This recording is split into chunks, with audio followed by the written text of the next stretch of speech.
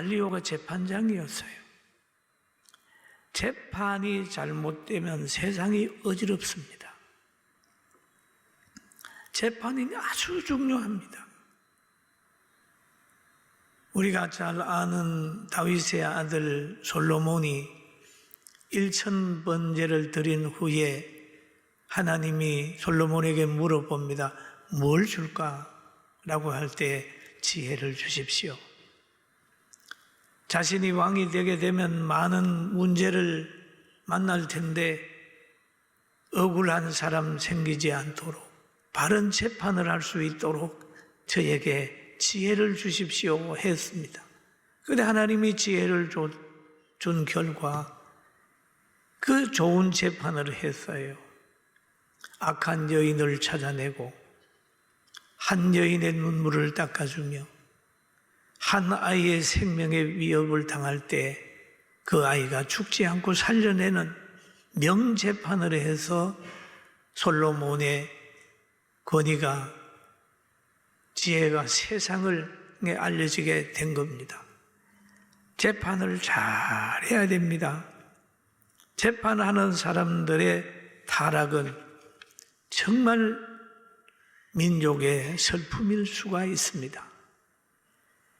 그리고 성경에 보면 군중의 소리에 친 빌라도의 재판이 있습니다. 빌라도의 재판을 보면 법이 군중에 의해서 무시된 거예요. 누가복음 23장 22절에서 23절 보면 빌라도가 세 번째 말하되 이 사람이 무슨 악한 일을 하였느냐? 나는 그에게 죽일 죄를 찾지 못하였나니 때려서 놓으리라. 여러분, 예수님을 재판하는 재판장이 말합니다. 예수님께는 죽일 죄를 내가 찾지 못했다는 거죠. 아무리 조사를 해봐도 예수님은 죽일 죄를 안 졌다는 거예요. 안 졌다. 그들이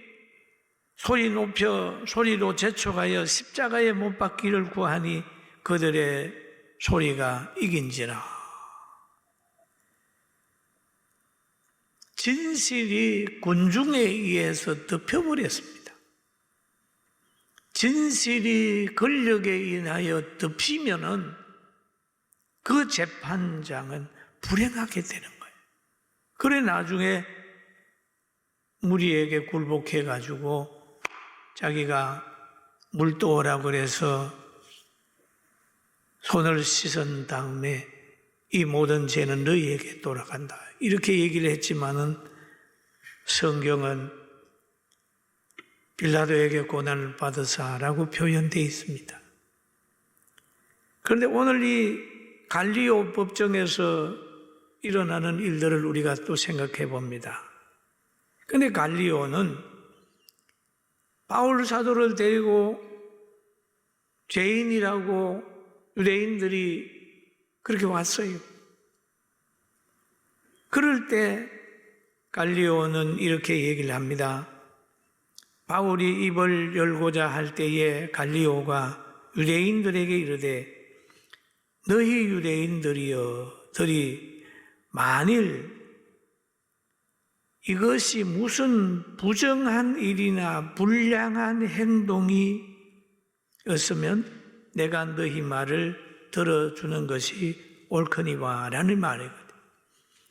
이 갈리오가 보니까 부정한 일이 아니라는 거예요. 전도하는 게 뭐 부정한 일입니까? 또 불량한 행동도 아니라는 거예요. 전도하는 것이 무슨 불량한 행동입니까? 그래서 부정한 일이나 불량한 행동이 이었으면 내가 너희 말을 듣고 재판을 하지만 그런 게 없기 때문에 나는 재판 안 해. 이렇게 하죠. 이 갈리오의 지혜로운 결정이었습니다. 여론에 좌우되지 않는 재판장이었습니다. 고소자의 말만 듣고 자신들의 마음대로 가두고 놓고 벌 주는 그런 재판장이 아니라 정말 바른 판단을 해가지고 바른 재판을 하는 갈리오인데, 이 시대의 재판관들도 갈리오처럼 좀 강했으면 하는 바람이 있어요. 할렐루야. 예. 빌라도는 무리에게 졌지만은 갈리오는 안 졌어요. 왜냐하면 하나님이 바울 사도하고 함께 했다 라고 하는 그런 약속도, 그게 역사가 일어난 줄 압니다.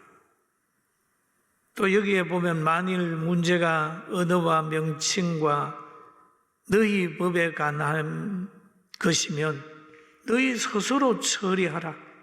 나는 이러한 일에 재판장 되기를 원하지 아니하노라. 나는 너희들이 얘기하는 이 일에 재판장 되기를 원치 않는다. 이렇게 얘기를 했습니다. 분명한 기준을 가지고 악인의 선동에 선동되지 않는 갈리오 법정같이 우리는 가정에서나 교회 재판국이나 교계나 간에 정말 바른 판단을 할 수 있어야 됩니다. 여러분, 누가 A라고 얘기하거든 여러분들은 B라고 생각할 수도 있어야 됩니다. 누가 C라고 얘기를 하거든 여러분들은 A도 될 수 있다고 생각해야 됩니다. 군중에 의하여 설득되고 아무 생각 없이 성경을 양보하고 질질 끌려가는 그런 것이 아니라 기준을 가지고 1000명이 좋다고 할지라도 성경이 뭐라고 그러는지를 보고 아니요 할 수 있는 사람들이 되어야 됩니다. 조그만 선을 베풀고 유익을 주면 아무 생각 없이 저 배고픈 목마른 사람이 물가에 머리 쳐박고 물 마시는 그런 것이 아니라 비록 목마르지만은 좌우를 살피고 물을 떠서 훑어 먹는 그런 지혜, 기도원의 300명 용사와 같은 지혜를 가지게 되기를 주의 이름으로 축원합니다. 여기에 보면은 바울 사도는 자기와 함께 하는 사람들로부터도 인정받는 사도였습니다. 여기에 고린도에서 함께 장막 짓는 업을 하면서 서로 피로를 채워갔던 브루스길라와 아굴라가 바울이 그 지역을 떠날 때에도 함께 떠났습니다. 성경에 보면은 바울이 더 여러 날 머물다가 형제들과 작별하고 배 타고 수리아로 떠나갈새 브루스길라와 아굴라도 함께 하더라. 바울이 일찍이 서원이 있으므로 갱거리아에서 머리를 깎았더라 그랬습니다. 여기에 보면 함께 하더라. 여러분, 함께 오래 하는 게 행복입니다. 참 우리 교회도 건강하게 되는 걸 보면 함께 43년을 함께 한 사람, 30년을 함께 하고 35년을 함께 한 사람들이 있어서 복지하는 교회가 되고 좋은 교회가 됐습니다. 여기에 보니까 바울 사도가 여기에 보면 브루스길라와 아굴라라고 얘기를 합니다. 여기에 보면 아굴라가 남편이고 브루스길라가 아내예요. 그런데 왜 아내의 이름을 먼저 쓸까 생각해 보는데 가만 보니까 아내가 믿음이 더 좋은 거예요. 교회에서도 믿음 더 좋은 사람이 먼저 앞에 서잖아요. 권사님이고 남편이 평신도라고 하면 그 아내 이름이 먼저 서고 어느 권사님 남편 그럴 수 있잖아요. 세상에서는 장관이 되면 어느 장관 남편, 어느 장관 아내 그러지만 직분을 가진 사람을 먼저 쓰는 것이 순리입니다. 이 브루스 길라는 믿음이 참 좋은 사람이다, 그렇게 볼 수가 있습니다. 그리고 바울하고 같이 만나가지고 이 두 가정은 두 사람 행복했습니다. 여러분, 행복이라고 하는 게 어느 한쪽만 행복하면 한쪽이 희생하게 되는 거죠. 같이 행복해야 됩니다. 주의 종과 동행하게 될 때 영적으로 공급받고 자기에게 있는 신령한 것으로 그렇게 공개한다면 이 두 가정 다 행복한 거죠. 행복한 거예요.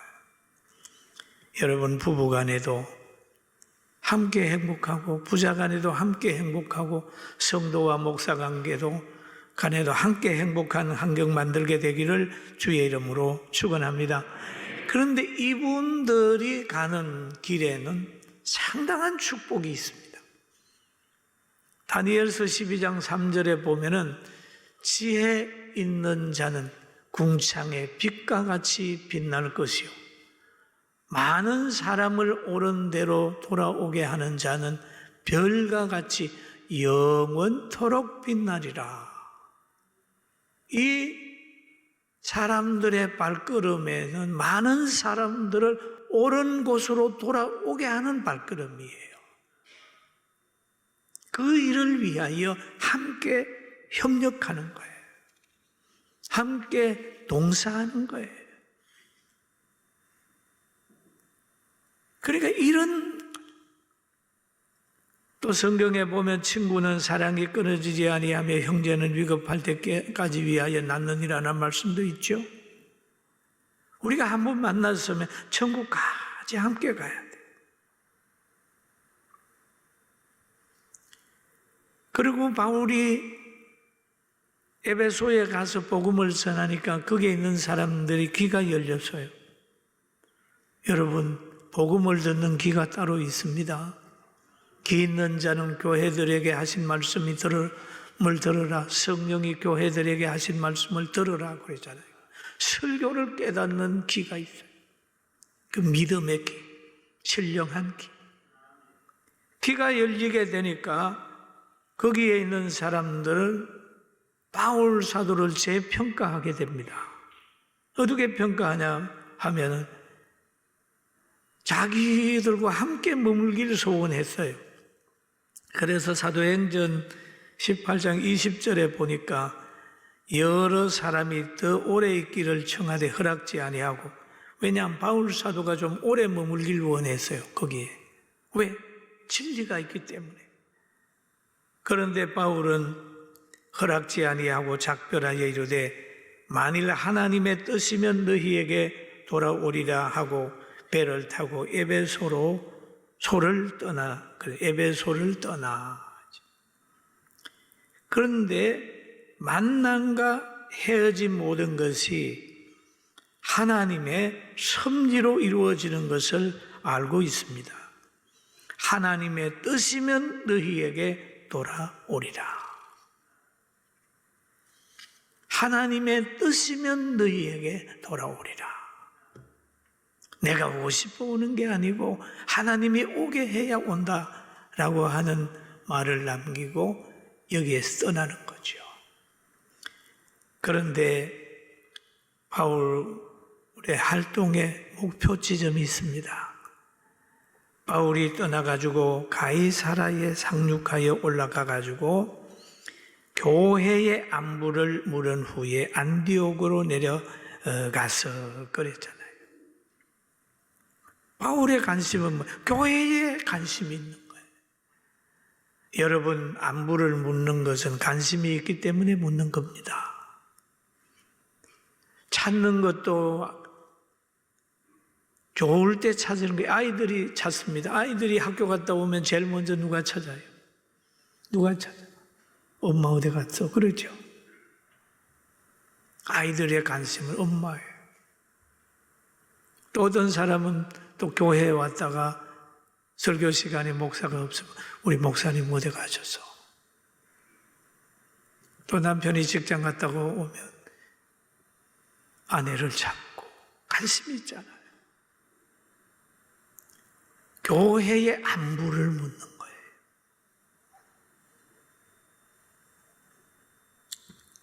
그리고 이 교회는요, 참 귀한 것이거든요. 그러니까 늘 교회에 관심이 있습니다. 예수님도 보면 예루살렘에 입성하셔서 제일 먼저 관심 가진 부분이 교회예요. 마태복음 21장 12절에서 13절 보면 예수께서 성전에 들어가사 성전 안에서 매매하는 모든 사람들을 내쫓으시며 돈 바꾸는 사람들의 상과 비둘기 파는 사람들의 의자를 둘러 엎으시고 그들에게 이르시되 기록된 바 내 집은 기도하는 집이라 일컬음을 받으리라 하였거늘 너희는 강도의 소굴을 만들었도다 하시니라. 여러분, 교회가 강도의 소굴 될 수 있어요. 그 예루살렘 성전 그렇게 잘 지었지만은 사람들이 타락하니까 강도의 소굴이 됐단 말이에요. 오늘날 교회도요, 영적으로 바르게 가지 못하고 말씀이 주장하지 않으면 오늘날 교회도 사기꾼의 소굴이 될 수 있습니다.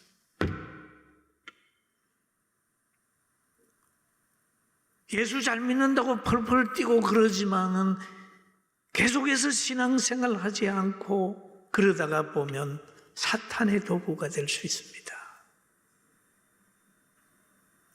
예루살렘 성전이라고 해서 그 성전 가꾸지도 않았는데 그냥 거룩하게 유지됩니까? 그래서 예수님이 들어오셔서 하는 말이 강도의 소굴을 만들었도다. 정말 용납할 수 없는 그런 곳을 만들었도다. 마찬가지예요. 예배당 큰 거 자랑하고 연조 자랑하고 대단한 것처럼 하지만 잘못하게 되면 그 곳이 세상에 정치하는 사람들의 시녀가 될 수 있고 잘못될 수가 있고 썩을 수가 있고 사기꾼의 소굴이 될 수가 있고 분쟁하는 곳이 될 수가 있어요. 그러므로 우리는 깨어 있어야 됩니다. 믿습니까? 믿습니까? 깨어 있어야 돼요. 안 깨어 있으면 썩는단 말이에요. 예수님께서 용납할 수 없는 그런 장소가 되어버렸습니다. 예루살렘 성전이. 그 예수님이 뒤잡아 엎었어요. 강도의 소굴을 예수님이 용납 안 했습니다. 그게 관심이잖아요. 버리는 게 아니고 바꿔왔습니다.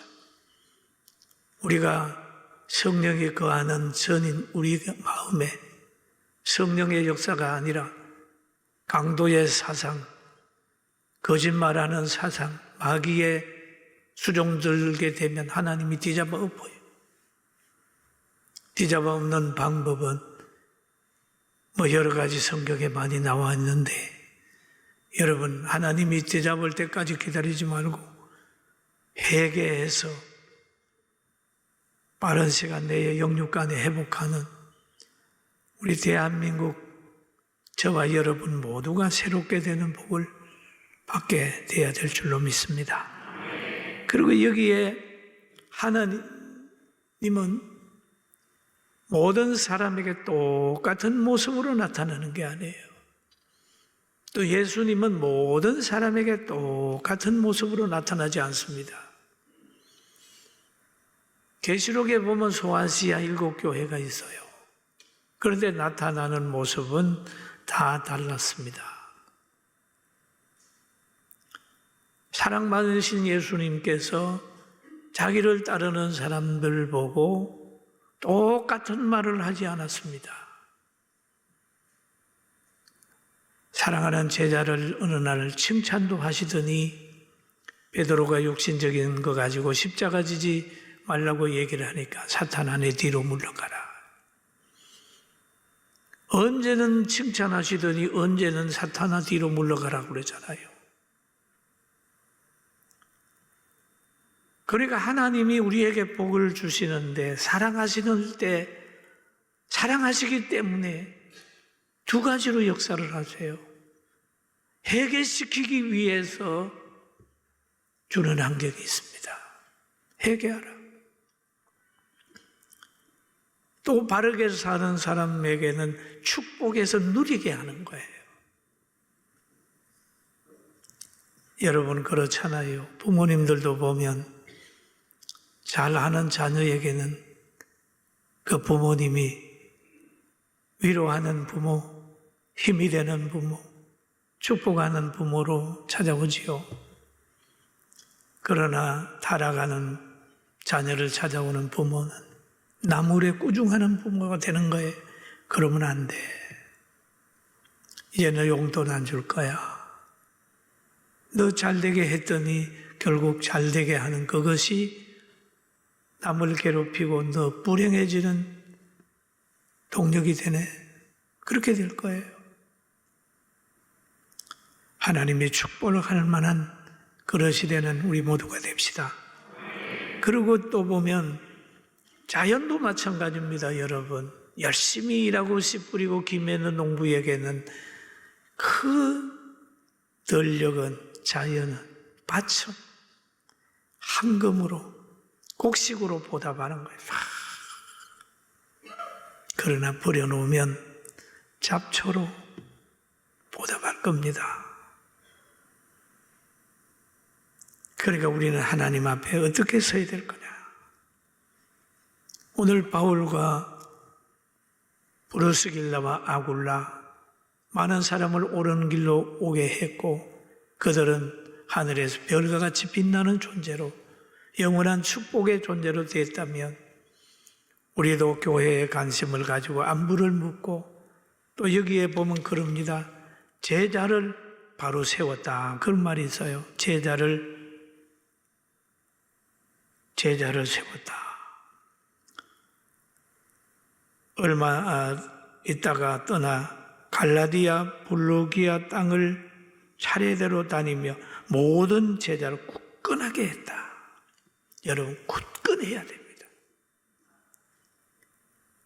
바람 부면 물결 치는 것처럼 흔들리지 말고 중심을 딱 가지고 누가 이렇다고 할 때 설득되는 것보다는 성경이 뭔지를 한번 살펴봐라. 야, 못 살겠다, 불경기다 생각을 누가 이 얘기를 하거든. 이 기회에 하나님이 호경기도 줄 수 있겠구나. 나로 하여금 정금 같은 믿음을 가질 수 있도록 하겠구나 라고 생각하면서 다시 한번 그 속에서 일어나는 거예요. 저희 교회를 제가 보면 이번 코로나 문제 있은 후에 우리 성도들의 설교 듣는 모습이 너무너무 진지해져가지고 저는 감격합니다. 첫째 설교를 잘 들어요. 새벽기도 200명 듣던 사람들이 지금 600명으로 올라갔죠. 이런 걸 보면서 그래, 모든 것이 합력하여 선을 이루시는 하나님의 뜻을 찾아서 이제는 더 겸손하고 이제는 더 하나님의 뜻을 따라야 된다고 하는 생각을 가지고 희망을 가집니다. 할렐루야. 그래서 저는 오늘 마지막으로 그 뒤에 시 한 편을 적어봤어요. 한번 같이 읽어봅니다. 지혜자여 임하고 행복은 사랑을 주고받을 줄 아는 사람이 느낀다. 마냥 행복 오기만을 기다리고 자신만을 위해 살아가며 희망과 행복 오지 않는 것. 지혜자는 안다. 여러분 정말로 사랑을 주고받을 줄도 알고 새롭게 믿음으로 도전하고 나아가는 복받은 우리 성도들 되길 주의 이름으로 축원합니다.